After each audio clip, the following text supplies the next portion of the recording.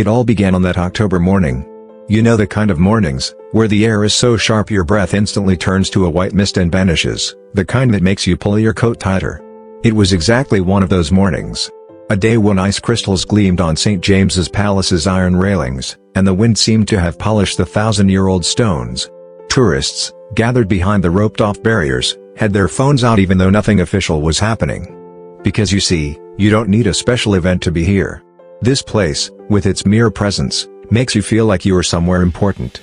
School groups huddled together in their matching scarves, an elderly German couple shared steaming coffee from a thermos, and a father hoisted his young daughter onto his shoulders to give her a better view. In the very middle of that crowd, beneath the central archway, stood Corporal Tristan. He was 28, with a physique strong enough to carry a wounded man for miles. His ceremonial uniform was pressed so sharply it seemed to draw blood, each golden button shining like a miniature sun on the red wool. His stark white crossbelt was as immaculate as fresh snow. His polished black boots reflected the somber London sky like a mirror. His bearskin hat was at the exact angle specified by regulations, and not a single hair was out of place. His left hand rested with mathematical precision on the hilt of his ceremonial sword. Beneath him, stood Ajax, a magnificent stallion whose shiny black coat looked like it was forged from liquid steel. The horse's ceremonial tack was as flawless as its rider's uniform, the brass gleamed in the morning sun, and the leather straps had been oiled and polished to perfection. To any outsider, they were a living representation of British tradition, a postcard-perfect photograph. But there were things those selfie-snapping tourists didn't know. Tristan had served 2 tours in Afghanistan with the household cavalry. In Helmand, mortar rounds had fallen so close that debris rained down on him, he could smell the cordite, and feel the ground tremble beneath his boots. A piece of shrapnel was still lodged in his left shoulder, buried so deep surgeons had said it was more dangerous to remove it. Sometimes when the weather turned like this, he could feel the cold piece of metal shifting beneath his muscles. It was a stark reminder of places he wished he could forget. He had watched Davies, a 19-year-old comrade, die in his arms after an I'd hit their convoy. Davies had whispered promises of letters he would write to his girlfriend, a baker in Yorkshire who made the best scones he'd ever tasted. Hale, later, had been forced to write those letters himself, trying to find words for a grief no amount of military training could prepare him for. He had learned to stay awake for 48-hour watches, to stay alert in places where moment of inattention meant coming home in a coffin. If you knew what to look for, you could see the signs. The controlled breathing, a result of years spent calm while hell broke loose around you. The way his eyes, though fixed on that ceremonial spot in the distance, never stopped scanning his surroundings. These were old habits from places where survival depended on noticing what didn't belong. But he didn't talk about any of this. He didn't post war stories on social media. He didn't wear his service history like a medal, or allude to the things he'd seen in places most people couldn't find on a map. For the crowd, he was simply a part of the spectacle. Red woolen ceremony, a tradition as unchangeable as the stone lions guarding the palace steps. But that was about to change, dramatically. Because 50 meters away, a shiny black sedan with American diplomatic plates came to a stop. It was parked wrongly, it was ostentatious, it blocked the ceremonial path. It had no escort vehicles, no official convoy, no logged entry through proper channels. The man who got out was Agent Marcus Webb. You'd see him on any American street and know exactly what he was, a federal law enforcement officer with an attitude problem. Mid-30s, built like a college football player who had opted for a desk job over a gym routine. His charcoal suit was probably more expensive than most people's monthly salary. His tie was knotted with military precision, his shoes were polished to a federal black, and his sunglasses radiated nothing but authority and impatience. Webb had been on assignment at the U.S. Embassy for 3 weeks, supposedly part of a joint security assessment with details so vague no one seemed to have a clear handle on them. But his swagger told you he wasn't here to file reports or attend briefings. He was a man who saw every interaction as a test of his authority, accustomed to getting things done with a badge and intimidation. That morning, Webb was already on edge, tense from a security briefing that hadn't gone his way. The constant talk of enhanced protocols and diplomatic sensitivities from his superiors, as if any of it meant a damn thing, had chafed him. Webb had spent 15 years in Detroit and Minneapolis, kicking in doors in places where problems were solved with direct action, not diplomatic courtesy. All this British ceremony felt like a piece of elaborate theater, designed for wasting time. He'd been watching Hale for 10 minutes, and that perfect immobility was getting on his nerves. Maybe it was the way the tourists took photos while whispering respectfully, as if they were in a cathedral, not a public street. Maybe it was the way other officials gave the guards a respectful wide berth, as if they were untouchable. Or maybe it was that Hale's silent existence felt like a judgment, and Webb never liked being judged, especially by someone who looked like a museum piece in a fancy dress. He walked right up to Hale, getting close enough for a normal person to notice him. "Agent Webb, Federal Bureau of Investigation," he announced, flashing his badge. "I need you to move your position. We're conducting a security assessment and you're blocking a critical line of sight." Hale remained as still as stone, his gaze fixed on that distant point. Webb's brows furrowed. "Can you hear me, soldier?" Still nothing. From behind the barrier, a Scottish woman's voice was heard. "He's not allowed to move, is he, love? That's the whole point. They're like statues?" Webb's jaw tightened. Being corrected by civilians was exactly the kind of thing that set him off. "Look, I'm not asking you to sing and dance," Webb said, stepping closer. "Just shift over for 5 minutes so we can get this security issue sorted out." Hale remained perfectly motionless. If anything, his posture grew even more rigid. He was demonstrating what it meant not to move. "What's the problem?" His voice was louder now. "Did the batteries in your costume run out?" A few people in the crowd gave an uncomfortable chuckle, but the general mood was shifting. This wasn't the good-natured banter the tourists had expected. Webb moved closer still, crowding Hale's personal space. "You know what? I think you guys just played dress-up here because you couldn't hack it in a real uniform." No reaction from Hale, but the left hand resting on the sword hilt slightly tense then relaxed. A tiny gesture, an immense display of self-control. A father holding his daughter's hand spoke from the crowd, "Officer, he's just doing his job." Webb spun around, his face flushed. "And I'm doing my job, sir. If you don't want to explain to your daughter why her dad got arrested for interfering with a federal op, you'll keep your opinions to yourself." The man backed off, pulling his daughter closer. But the little girl, her eyes wide, kept staring at Hale. "Daddy," she whispered. "Why is the American man being mean to the soldier?" Her father didn't have a good answer for that. Webb turned back. His expression had become personal now. This was no longer about security, it was about winning a race only he was running. "You really think you're something special, don't you? You just stand here like a statue while real law enforcement gets things done." He jabbed a finger in the direction of Hale's chest. He didn't quite touch him, but it was menacing. "I bet you couldn't last 10 minutes on a street dealing with real criminals instead of posing for tourists." A teenage girl, sensing something important was happening, had started recording on her phone. "You know what? I don't think you can even hear me," Webb said, his voice rising. "I think you're so lost in this ceremonial nonsense that you've forgotten you're a person." The crowd had gone completely silent. Phones were recording, but no one was laughing anymore. Webb took another step, almost touching Hale's armor. "I've dealt with terrorists who were more responsive than you. At least they had the decency to fight back." Ajax snorted, his ears twitching back. "Animals always know when violence is coming." Webb noticed and gave an unpleasant smile. "Ah, are you going to defend your boy? Is that how the backup works here?" It was at that moment his hand moved to his jacket. The gesture seemed random at first, maybe adjusting his suit, maybe reaching for his phone. But it was too slick, too familiar. His fingers found the edge of his jacket and subtly lifted it, revealing the shoulder holster beneath. The crowd gasped. I held breath. A woman's breath hitched. A child could be heard starting to cry. But Hale did not flinch, did not recoil, did not blink. Webb did not draw the weapon fully. He held it at a downward angle, but it was visible. It was a threat without an outright assault, a type of intimidation he'd used a dozen times when a badge wasn't enough. "Last warning," he said, his voice steady and professional. "Move aside. I need access to that building and you are going to get out of my way." Ajax snorted sharply, his powerful body vibrating with contained energy. The horse could smell the metal, could sense the danger, but his trained discipline held every instinct in check, keeping him in position. And Hale didn't move a single muscle. Not with a loaded gun 6 feet from his chest. Not with the tourists behind him screaming. Not with every survival instinct screaming at him to react. He just stood there, perfect and motionless. As if there was no threat. As if there was no man named Webb. "Put the gun down," someone yelled from the crowd. But it wasn't a police officer or a security guard. It was just a spectator with more courage than common sense. "He has a gun." A woman's voice rang out, sharp, clear, and terrified. There were more screams now. Real panic. But still, no one was fleeing. Because for all their fear, the tourists understood they were witnessing something important. Something they would remember for the rest of their lives. Webb looked at the chaos he had created. At the phones recording his every move.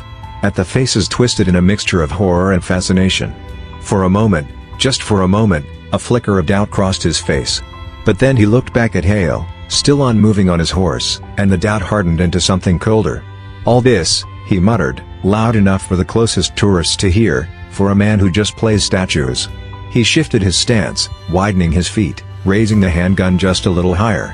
He wasn't aiming yet, but he was ready. It was a threat in the hand of a man who believed he was the only real power on this square. Ajax, without panicking, without flinching, took a deliberate step. A measured, controlled. The kind of movement where training becomes instinct. Hale's grip on the reins tightened, just for a moment, a tiny, almost imperceptible thing. It was the only sign that he was aware of what was happening around him. But that small gesture, like a stone dropped into still water, sent a ripple of a signal across the ceremonial square. Because deep inside the palace complex, in places tourists never saw and most staff never went, alarms were starting to ring. Not the kind you hear in movies. No blaring sirens or red lights. Just quiet, urgent tones that meant one thing: a guardsman is in immediate danger. And when a guardsman is in immediate danger, the full weight of British military tradition answers. Webb never saw them coming. The first sign was a low rumble, which seemed to come from the stones themselves. Then came the synchronized shutting of car doors, followed by the measured footfalls of boots on cobblestone. The sound of many boots, advancing with a certainty that belonged to people who had trained for this exact scenario for years. Vehicles, matte black Range Rovers with no distinguishing markings, the kind of vehicles military personnel knew meant serious business, appeared from different directions, as if they had been waiting in the shadows. No sirens, no flashes, just quiet, professional efficiency, more intimidating than any amount of noise. The first vehicle stopped exactly 20 meters away. The second one sealed off the route toward the American embassy. The third one cut off all potential escape routes. Then the doors opened. Out stepped the Palace Intervention Unit. Black tactical gear. Weapons held with a casual expertise. Faces devoid of emotion. They moved like water flowing downhill. Inevitable, unstoppable, natural. What made them truly intimidating wasn't their equipment or their training. It was their silence. There were no shouted commands, no aggressive posturing. They simply took up positions around the ceremonial square with the quiet confidence of people who had done this countless times before. Webb slowly turned in a circle, finally understanding the magnitude of the situation he had put himself in. "Drop the weapon," a voice commanded. It wasn't shouted, just spoken with clear enunciation from across the square. "Put your hands on your head." The voice belonged to Captain Hannah Ree, who had emerged from behind the front vehicle, her posture the kind that made everyone instinctively stand straighter. Mid-40s, with steel-gray eyes. Her immaculate Royal Military Police uniform, with its green and gold markings, spoke of real authority. Webb, the gun still in his hand but now trembling, looked around wildly. "I'm a federal agent. I have diplomatic immunity. You can." Captain Ree cut him off, her voice remaining at a perfect, even level. "You drew a weapon on a British serviceman performing his ceremonial duties on royal property. That means this is our jurisdiction." She took another step closer, her hands clasped behind her back, appearing completely unfazed by the gun in Webb's hand. "Sir, you have 10 seconds to place that weapon on the ground and submit to our custody. Failure to comply will give my team the authorization to use any force necessary." Webb's eyes darted around, looking for non-existent escape routes, for backup that wasn't coming, a way out of a situation that had spiraled completely out of his control. Marcus Webb's world, in that moment, felt like a narrow corridor. The chaos he had just created had become a silent trap closing in on him. Captain Ree's voice hung in the air with icy certainty. "You have 10 seconds." Webb's mind was like a squirrel in a wheel. Diplomatic immunity. This was his strongest shield. But Ree had pierced its armor with a single sentence: "You drew a weapon on a British serviceman on Crown property." These weren't the rules of any street, any bar, or any American embassy. These were the rules of a 1,000-year-old tradition, a law protected by palace walls. This was a jurisdiction Webb had never encountered in his life. Webb's hand trembled slightly on the grip of his Glock. His finger was near the trigger. But pulling it would only hasten his end. His eyes were locked on Ree's cold, steely gray gaze. There was no threat or panic in those eyes. Only an anticipation. An anticipation that knew where every decision, every movement of Webb's would lead. And those eyes seemed to say, "How long? The stakes is entirely up to you." 1, 2. The seconds passing within Webb felt like hours. His mind flashed back to kicking down doors in Detroit, to chasing a smuggler who ignored his stop command. There, power meant noise, threats, and speed. Here, power was silence, patience, and discipline. This was a game he didn't know. 3, 4. The crowd had fallen into a deep silence. There were no more screams, no moving phones. Only the silent, steady recording of cameras trying to immortalize this extraordinary moment. They weren't actors in this film, but spectators, curious to see how the protagonist would end this show. 5, 6. Webb was a man who believed that retreating was a weakness and surrendering was a defeat. His whole life was built on winning. But now, he faced an unbeatable wall. A ceremonial guard, motionless. A professional armed response team. And a captain whose rulebook superseded all his habits and authority. 7, 8. Webb realized how much he was resisting. Just like Hale's hand on the hilt of his sword, he was resisting in his own stance, his own stubbornness. But Hale's resistance was a discipline. Webb's was a runaway ego. 9. Ree took a half step forward. It was a minuscule movement, yet the entire team tensed slightly in unison. It was a signal. Just one more second. 10. Let it go. Webb understood that even the slightest resistance would bring him down. His arm began to fall like a dead weight. The gun slipped from his hand and hit the cobblestones with a high-pitched clang. The sound of metal on stone pierced the silence of the entire square. The team paused for a moment. This was the moment of Webb's capitulation. They didn't rush to seize the gun or pin him to the ground. They simply walked toward him. Each one moved with the precision and professionalism they had been taught. Ree came up to Webb. He gave a slight nod. The muzzle was pointed at the ground, he murmured, a voice only Webb could hear. "With your fingerprint. A nice detail. We could even see when the gun dropped from your hand. But we don't need to." It was as if he had read the question in Webb's mind, "Who are you trying to prove this to?" "We don't need proof," Ree continued. "We just ensure the rules are followed." 2 soldiers moved to either side of Webb. They cuffed him, but it wasn't an arrest. It was an act of taking possession. His hands were bound behind his suit jacket.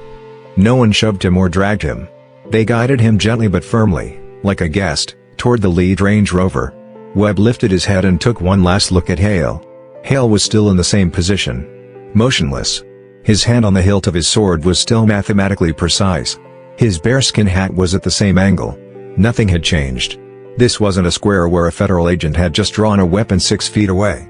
This was merely a ceremonial square in front of a palace, and Hale was simply doing his duty. As Webb was being loaded into the vehicle, a puff of steam escaped from Ajax's nostrils. For a moment, the horse turned its head slightly, as if following what was happening. But then, with the same discipline, it returned its gaze forward. For them, the entire dramatic event was just a momentary disturbance. The show had to go on. In the secret rooms of the palace, Webb was loaded into the Range Rover, and the vehicles moved silently into the depths of the palace complex. The journey was short, but for Webb, it felt endless. He saw neither the streets of London nor the bewildered faces of the tourists. He saw only the walls of the matte black Range Rover surrounding him and the empty space between them. This wasn't a show of force, but a show of authority. American power had proved weak in the face of British tradition and authority. Webb realized the place they were taking him wasn't a police station. It opened into one of the labyrinthine corridors beneath the palace. The walls were covered in damp, historical stones. Voices echoed. The guards led him past a large gate with iron bars and into a room where people were seated around a large table. The room looked like an old knight's hall, but it was equipped with modern technology. There was a large oak table in the middle, leather chairs around it, and large screens on the wall. On one side sat a royal decorated admiral, on the other a suited, official bureaucrat. On yet another side, a graceful, middle-aged woman, who appeared to be a representative from the British Foreign Office, was seated. Across from Webb, at the head of the table, sat Captain Ree. With a determined and professional expression, he said, "Agent Webb, allow me to explain what this room signifies. This is where diplomatic immunity ends and national security begins. The Foreign Office will decide whether to press any charges against you. The severity of those charges depends on the nature of your actions and the information you provide us." "You can't talk to me like that," Webb snapped, angrily. "I'm a federal agent. I represent the United States. The manner in which you are here as a representative is, at this moment, open to debate," Captain Ree said without even raising an eyebrow. "We did you a favor by bringing you directly here, without turning this into a formal military disciplinary case. Remember, facing a military tribunal would be far worse for you." Webb fell silent. A military tribunal? This would be the beginning of the end of his diplomatic immunity. In the United Kingdom, a threat to the Royal Armed Forces was not just a crime, but an act of high treason. And even if a person was a representative of a foreign government, the one who committed this crime would fall under the jurisdiction of that country's military court. "Now," Ree said, "explain to us why you were trying to enter that building." "I wasn't trying to enter the building," Webb lied, trying to feign innocence. "I was just conducting a security assessment. The guard was blocking my line of sight." Ree smiled sarcastically. "You are a man who has worked for 15 years in Detroit and Minneapolis, kicking down doors and chasing criminals. Do you know what a security assessment is in your language? It is not drawing a weapon and making threats. It is merely an excuse used when you don't have the authority to enter a building." Webb lowered his head. "We received intelligence," he muttered. "What intelligence?" Ree asked. "You didn't present us with any evidence to show your authority. This is against diplomatic protocol. This is against international law. And this makes us question your purpose for being here." Ree's voice was now lower and more threatening. "You committed an act on British soil that endangered the sovereignty of the United Kingdom. You attacked not just a guard, but an institution. And now, we, who belong to that institution and obey its rules, will teach you those rules." For the first time, Webb's expression became serious. "I have a feeling something big is happening," he whispered. "A major threat. This guard is just a pawn. They're using him. Consciously." Ree frowned. "Why do you think that?" Webb pointed to the maps on the table. "He was a person in our investigation. A name we were interested in. He could be the key in the middle of everything." "Whose name?" Ree asked impatiently. Webb took a deep breath and cleared his throat. "Tristan Hale." Everyone at the table was shocked by the name. Even Captain Ree blinked in surprise for a moment. "That's impossible," he whispered. "Corporal Hale is one of our most trusted guards. A hero who served 2 tours in Afghanistan and received a medal for valor. These claims are baseless and absurd." "Afghanistan," Webb repeated, with a sarcastic look on his face. "Yes, what happened to him then?" "He made contact with a target in our investigation, a leader of an insurgent group in Helmand. He could be a traitor." The truth in the shadows. This shocked everyone at the table. The idea of Hale making contact with an insurgent leader in Afghanistan defied all logic and truth. This was a conspiracy. But whose conspiracy was it? Webb's or Hale's? Ree was silent for a moment. This had become a personal matter for him. "Present your evidence," he said. "What do you have to support your claims?" Webb pulled a flash drive from his inner suit pocket. "This is data leaked from the embassy computer. Intelligence reports, encrypted messages, and other documents that show Hale secretly met with a leader of an insurgent group during his tour in Afghanistan." Ree took the flash drive and plugged it into a computer on the table. The screen filled with a series of files and folders. "We will examine these," he said. "But if these allegations are unfounded, you will face serious consequences for causing an international incident." Webb nodded. "I know. But if these allegations are true, then your most trusted guard is a traitor. And by standing against an American agent in front of Buckingham Palace, he made a show of force. He did to me what I was trying to do to him." Ree took a deep breath. "Well, if all this is true, why didn't you inform us? Why didn't you use official channels? Why did you act directly by drawing a weapon on a guard?" Webb shook his head. "Because official channels work slowly. Diplomatic sensitivities would have stopped me. And I was sure that a threat that could act at any moment, existed right in the heart of the palace." This was Webb's defense. He was acting like a hero, but he looked like a criminal. Was he a hero, or just a victim of his own ego? Hale's true face. Meanwhile, inside the palace complex, Corporal Tristan Hale had left his post. Another guard had taken his place, and the show continued without interruption. Hale walked quietly to his horse, Ajax. He stroked the horse's mane and whispered, "You're good, my friend. You're good." A Royal Military Police officer came up to Hale. By Captain Ree's order, he would take him to an interrogation room. Hale was going to be questioned. But what would he say against Webb's accusations? Hale entered the interrogation room. He, too, like Webb, found himself in front of a group of people sitting around a table. But this group was different from the one Webb faced. Here, there was a Royal Cavalry Regiment officer, a military psychologist, and a security expert. "Corporal Hale," the regimental officer said. "We have some questions for you." But first, we want you to know that we are proud of your service.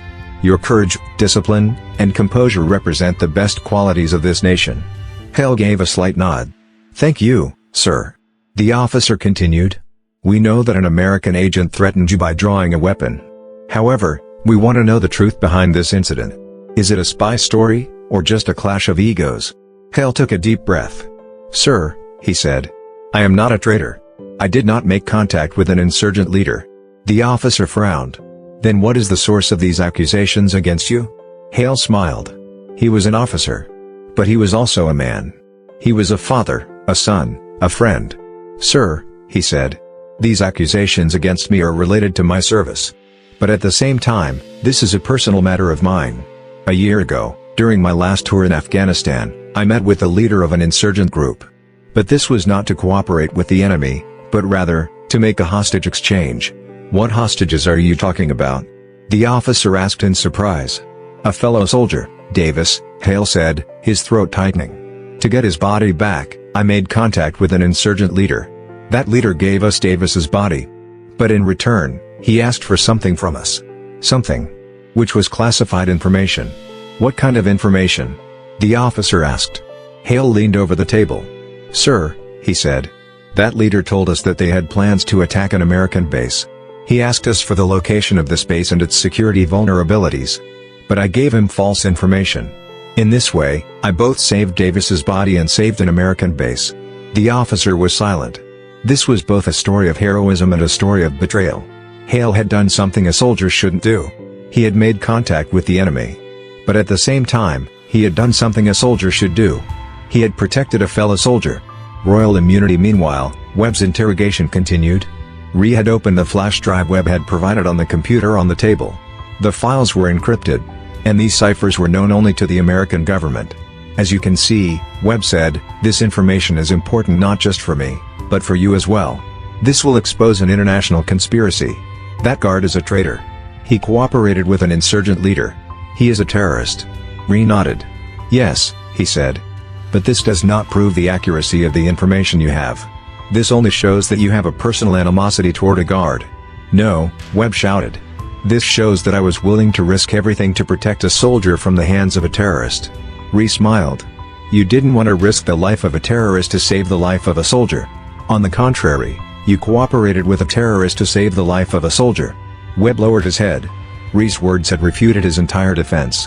He was not a hero, but a criminal. He was not a patriot, but a traitor. "Now," Ree said, "I am offering you a deal. We will treat this incident as a military disciplinary case. In order to prevent a diplomatic scandal, you will keep the details of this incident confidential. And you will never set foot in this country again." Webb looked up. "You don't believe that I saved a soldier's life, do you?" Ree shook his head. "No," he said. "But we believe that a soldier cooperated with a terrorist. And we will not allow this incident to turn into an international crisis." Final curtain. Hale walked out of the interrogation room. He was treated not as a traitor, but as a hero. Captain Ree extended his hand to him. "Corporal Hale," he said, "your courage and loyalty are the pride of this nation." Hale shook his hand. "Thank you, sir." Webb, meanwhile, was loaded into the Range Rover. He was silent. He had arrived like a hero. But he was leaving like a criminal. He was a diplomat. But he had been judged like a traitor. He was an American. But he was punished by a Brit. The Range Rover left the palace silently. Captain Ree came up to Hale. "Corporal," he said, "if you ever encounter such an incident again, please inform us first." Hale smiled. "Sir," he said, "I am a guard. I am only expected to do my duty." Ree nodded. "Yes," he said. "But sometimes, doing your duty means breaking the rules." These words summed up everything. The silent stance of a guard, the swagger of a diplomat, the sacrifice of a soldier. This was not just a confrontation. This was a clash of two different worlds, two different cultures, two different moralities. And this was both a tragedy and a victory. The palace walls listened to this story in silence. And the tourists outside, unaware of anything, continued to take pictures. Because for them, this was just a show. But that morning, that show had paused for a moment. And that moment was a dramatic peak in the silence, to be etched in history.